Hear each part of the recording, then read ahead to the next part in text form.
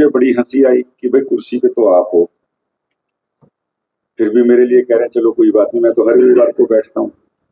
अब मान लो कोई पार्टी की मीटिंग से मुझे इधर उधर जाना पड़ जाए तो मेरी टीम का कोई व्यक्ति जरूर वीरवार को बैठा मिलेगा आपके कामों को सुलटाने के लिए।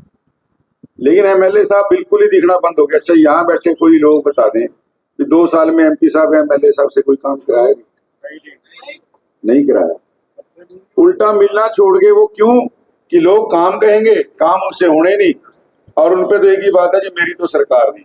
तो पहली बात तो मैं एमएलए साहब को सलाह देता हूँ, देखो मैं हर वीरवार को बैठता हूँ, आप हर बुधवार की शाम मेरे पास लोगों के काम इकट्ठे करके भेज दिया करें जो आपके आते, मैं वीरवार को करवा के आपके वापिस भेज दिया करूंगा। लेकिन कम से कम बैठना तो शुरू करो, लोगों से मिलना तो शुरू करो जिसके लिए चुना है आपको। अब जो आपके बीच में विपक्ष का पार्षद या मेयर वोट मांगने है, उससे कहना भाई पहले काम कर, इन 2 सालों के अपने एमपी या एमएलए के काम बता। अच्छा, हमारी थोड़ी सी आदत क्या हो गया, मैं सबके लिए कह रहा हूं, उसको अन्यथा मत लेना, मैं भी अपने ऊपर भी लागू करता हूं इस बात को। हमें जो चीज मिल जाती है ना जी, हम उसकी वैल्यू नहीं करते, हम दूसरे के तरफ जो नहीं मिलती उसको उसके लिए उलाहना देते रहते हैं। जो मिल गई उसका शुक्रिया कभी नहीं किया हमने। और 2014 से पहले मैं सिर्फ 2 उदाहरण आपको देना चाहूंगा अम्बाड़ा के। आज बार बार ये कहते हैं जी हम सफाई करेंगे, अम्बाड़ा को स्वच्छ बनाएंगे।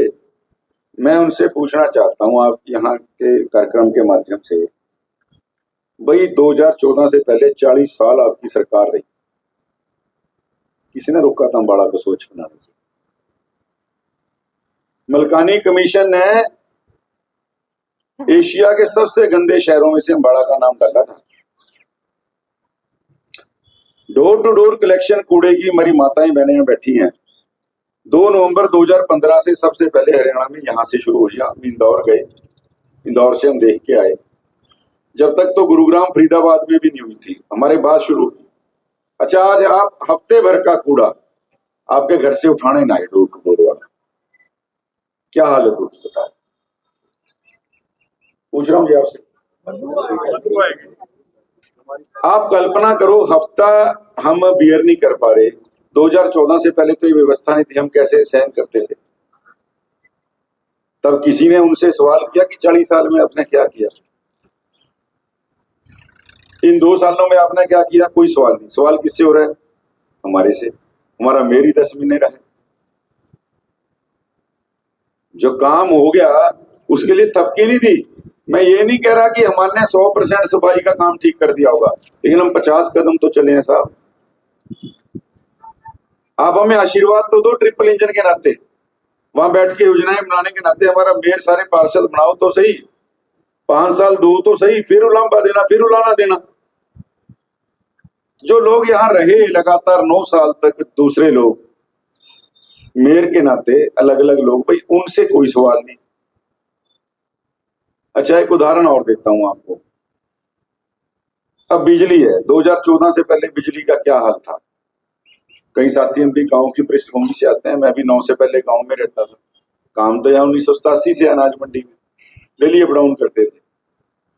होता क्या था भाई, गांव में तो लाइट आती थी 6 घंटे, शहर में आती थी 24 में से 9-10 घंटे।